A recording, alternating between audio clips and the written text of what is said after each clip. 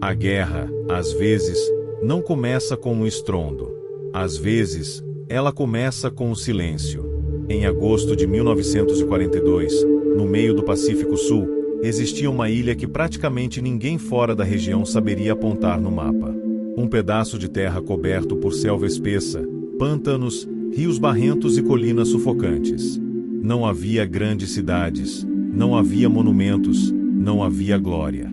Apenas calor, doenças, insetos e lama. Essa ilha se chamava Guadalcanal. Para o Japão Imperial, Guadalcanal era mais um ponto estratégico em sua expansão pelo Pacífico, uma base aérea que garantiria controle sobre rotas marítimas vitais. Para os Estados Unidos, porém, ela se tornaria algo muito maior. O primeiro passo sangrento na longa marcha de volta contra um inimigo que parecia, até então, invencível. Até aquele momento, a guerra no Pacífico havia sido uma sucessão de derrotas para os aliados. Pearl Harbor ainda ecoava como um trauma aberto. Filipinas, Malásia, Singapura, uma, posições estratégicas haviam caído. O Japão avançava com confiança, velocidade e uma convicção quase absoluta de superioridade. A maré parecia definitiva. Mas Guadalcanal mudaria tudo. Quando os fuzileiros navais americanos desembarcaram na ilha, não sabiam exatamente o que os aguardava. Muitos acreditavam que seria uma operação rápida, uma ofensiva limitada, talvez até simples. Eles estavam errados. Profundamente errados. Guadalcanal não seria uma batalha curta, nem limpa, nem gloriosa. Ela seria uma luta prolongada pela sobrevivência. Ali, a guerra não se travaria apenas entre exércitos, mas entre homens e a própria natureza. A selva engolia estradas, armas enferrujavam em dias, a malária e a disenteria matavam quase tanto quanto balas e baionetas. À noite, o inimigo atacava em silêncio, surgindo da escuridão como sombras vivas. Durante o dia, bombardeios navais e aéreos transformavam colinas em crateras fumegantes. Guadalcanal se tornaria um campo de batalha onde a linha entre sanidade e desespero se dissolvia rapidamente. Para os japoneses, a ilha assumiu um significado quase espiritual. Era impensável recuar. Cada ataque noturno, cada carga frontal, cada sacrifício humano era visto como um dever absoluto ao imperador. Para os americanos, era prova de que o avanço japonês podia ser detido, mesmo que o preço fosse altíssimo. E o preço foi alto. Altíssimo. Navios afundaram nas águas escuras ao redor da ilha, em batalhas navais tão violentas que o mar ficou conhecido como Iron Bottom Sound. Corpos desapareceram na selva, nunca recuperados. Soldados lutaram até a exaustão total, muitas vezes sem comida, sem munição e sem esperança clara de resgate. Guadalcanal não foi apenas uma batalha. Foi um teste de resistência. Um teste de vontade. Um ponto de ruptura. Ali, no meio do nada, o destino da Guerra do Pacífico começou a mudar. Não de forma rápida. Não de forma limpa. Mas de forma irreversível. Esta é a história de Guadalcanal. A batalha onde a selva matou tanto quanto o inimigo. Onde a guerra deixou de ser ofensiva e passou a ser sobrevivência. E onde, pela primeira vez, o Império Japonês começou a sangrar de verdade. Na madrugada de 7 de agosto de 1942, a frota americana surgiu no horizonte como um presságio. Pela primeira vez desde Pearl Harbor, os Estados Unidos não estavam reagindo. Estavam atacando. Mais de 11.000 fuzileiros navais se aproximavam de Guadalcanal em navios de transporte, protegidos por cruzadores e destroyers. Muitos daqueles homens nunca haviam combatido antes. O que eles sabiam vinha de treinamentos apressados, mapas incompletos e informações de inteligência cheias de lacunas. Poucos tinham noção real do que aquela ilha significava. O desembarque, ironicamente, foi quase silencioso. Diferente das praias da Europa anos depois, Guadalcanal não recebeu os fuzileiros com metralhadoras cravadas na areia. A resistência japonesa inicial era mínima. Os defensores da ilha estavam mal posicionados, em número reduzido, e não esperavam um ataque direto naquele momento. Em poucas horas, os americanos avançaram terra adentro. Mas a verdadeira disputa não era pela praia. Era por uma pista de pouso inacabada no interior da ilha. Os japoneses haviam iniciado a construção de um campo aéreo que, se concluído, permitiria controlar grandes extensões do Pacífico Sul. Tomá-lo era essencial. Perdê-lo era impensável. Após combates esporádicos e rápidos avanços pela selva, os fuzileiros capturaram o local. A pista ainda era rudimentar, cercada por lama, troncos e crateras. Mesmo assim, ela se tornaria o coração da batalha. Recebeu o nome de Campo Henderson, em homenagem a um aviador americano morto em Midway. A partir desse momento, Guadalcanal deixou de ser apenas uma invasão terrestre. Tornou-se uma luta por domínio aéreo. Engenheiros trabalharam dia e noite sob calor extremo, bombardeios constantes e ataque surpresa. A pista precisava operar o mais rápido possível.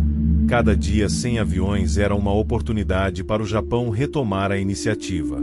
Quando os primeiros caças e bombardeiros americanos pousaram ali, algo mudou. Pela primeira vez na campanha do Pacífico, o Japão não dominava os céus. Mas essa vantagem era frágil. O Campo Henderson operava no limite. Faltavam peças, combustível, munição e proteção adequada. À noite, os aviões japoneses atacavam, iluminando o céu com explosões. Durante o dia, os fuzileiros defendiam o perímetro com posições improvisadas, cercados por uma selva que escondia o inimigo a poucos metros. Enquanto isso, no mar, a situação era ainda mais instável. A marinha japonesa reagiu com velocidade brutal. Nas noites seguintes ao desembarque, forças navais japonesas atacaram a frota americana em uma série de confrontos caóticos. Cruzadores foram afundados, destroyers desapareceram na escuridão, e dezenas de navios de transporte foram forçados a recuar às pressas. Isso teve consequências graves. Os fuzileiros em Guadalcanal ficaram isolados. Grande parte dos suprimentos nunca chegou à praia. Comida, munição e equipamentos essenciais ficaram no fundo do mar ou tiveram que ser abandonados. O que deveria ser uma operação rápida se transformou em uma posição precária, sustentada por pouco mais do que determinação. E o Japão não havia desistido. Pelo contrário. A partir desse momento, Guadalcanal se tornou uma obsessão. Tropas japonesas começaram a desembarcar à noite, usando destroyers rápidos no que ficou conhecido como Expresso de Tóquio. Eles evitavam o domínio aéreo americano durante o dia e traziam soldados prontos para o combate corpo a corpo, treinados para lutar na selva, no escuro e até o último homem. A ilha, antes silenciosa, começou a pulsar com tiros, explosões e gritos na escuridão. Os fuzileiros agora entendiam. O verdadeiro combate ainda nem havia começado. Se o dia pertencia aos americanos, a noite era do Japão. Quando o sol desaparecia atrás da selva, Guadalcanal mudava de dono. O silêncio da floresta era quebrado por passos invisíveis, sussurros em japonês e o estalo seco de galhos sob botas leves. Os soldados japoneses avançavam com disciplina fria, explorando cada sombra, cada falha no perímetro americano. Eles não atacavam como os americanos esperavam. Não havia grandes formações nem bombardeios preparatórios. Havia infiltração, ataques súbitos, golpes rápidos e retiradas silenciosas. Muitas vezes, o inimigo já estava dentro das linhas antes mesmo de ser percebido. Os combates noturnos eram confusos e brutais. Granadas explodiam a poucos metros. Facas e baionetas eram usadas quando as armas travavam na umidade da selva. O medo constante fazia com que soldados atirassem em sombras, árvores e, às vezes, nos próprios companheiros. Ninguém dormia de verdade. Durante semanas, os fuzileiros viveram em estado de alerta absoluto. Cochilavam por minutos, sentados na lama, com o dedo no gatilho. Muitos começaram a apresentar sinais de colapso mental, tremores, alucinações, lapsos de memória. O som da selva se tornava indistinguível do som do inimigo. Mas o pior inimigo não usava uniforme. A fome começou a corroer Guadalcanal lentamente. Com as rotas marítimas constantemente atacadas pela marinha japonesa, o abastecimento americano era irregular e insuficiente. As rações diminuíam. A comida era repetitiva, escassa e, muitas vezes, estragada pelo calor. Homens perderam peso de forma alarmante em poucas semanas. A água potável também era um problema. Doenças tropicais se espalhavam com rapidez. Malária, desenteria, infecções de pele. Feridas simples se transformavam em ameaças fatais. Mosquitos eram tão perigosos quanto balas. Do outro lado, a situação japonesa era ainda pior. Os reforços trazidos pelo Expresso de Tóquio chegavam sem suprimentos suficientes. Muitos soldados japoneses desembarcavam apenas com armas e munição limitada. A comida prometida nunca vinha. Alguns passaram a se alimentar de raízes, insetos e até folhas amargas da selva. A fome não escolhia lado. Ataques japoneses em massa começaram a ocorrer. Investidas desesperadas contra o perímetro do campo Henderson, muitas vezes lançadas à noite, com soldados avançando sob fogo intenso, gritando ordens e cânticos. Metralhadoras americanas ceifavam fileiras inteiras, mas os ataques continuavam, como ondas humanas quebrando contra uma muralha. Corpos se acumulavam diante das posições americanas. Ao amanhecer, o cenário era sempre o mesmo: silêncio pesado, fumaça baixa e dezenas de corpos espalhados pela vegetação. O cheiro da morte tornava o ar quase irrespirável. Muitos fuzileiros nunca haviam visto tamanha devastação tão de perto.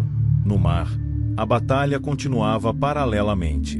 Guadalcanal se tornou o centro de uma série de confrontos navais caóticos, travados quase sempre à noite. Cruzadores e destroyers lutavam a curta distância, guiados por holofotes, tiros de canhão e explosões repentinas. Navios desapareciam em minutos. Tripulações inteiras eram lançadas ao mar, muitas vezes sem chance de resgate. A cada semana, ambos os lados sangravam mais. Nenhum conseguia vitória decisiva. Nenhum conseguia recuar sem admitir derrota. Guadalcanal não era mais uma ilha. Era uma armadilha. E quem estava preso nela começava a entender que sobreviver ali não significava vencer o inimigo, mas suportar o inferno por mais tempo do que ele. No início de 1943, a verdade finalmente se impôs sobre a selva. O exército imperial japonês, que por meses lutara com disciplina quase sobrenatural, estava quebrado.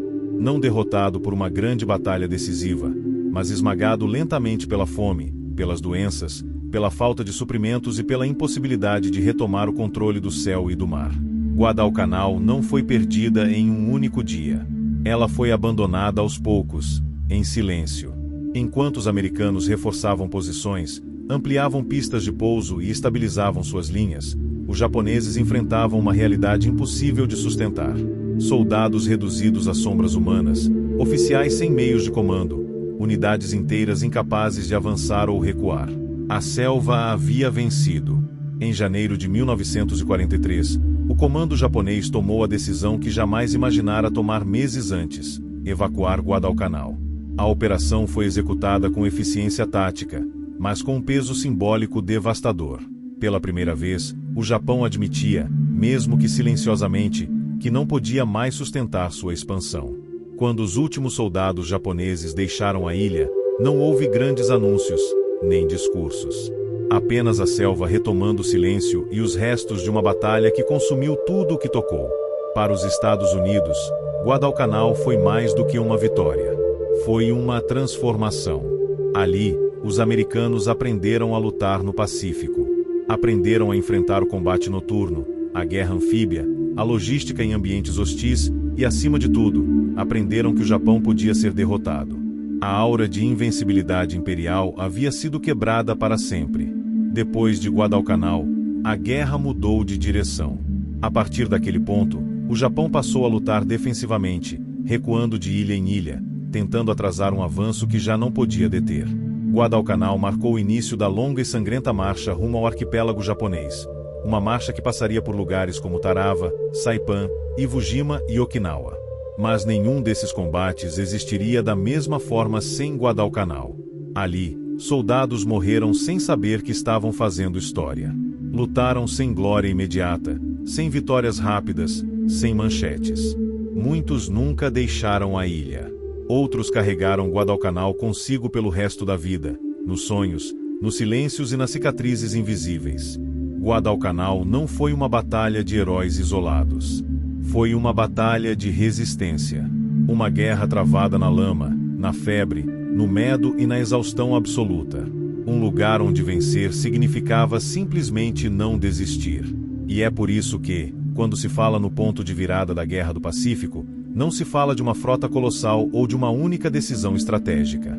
Fala-se de uma ilha esquecida no mapa. Uma ilha chamada Guadalcanal.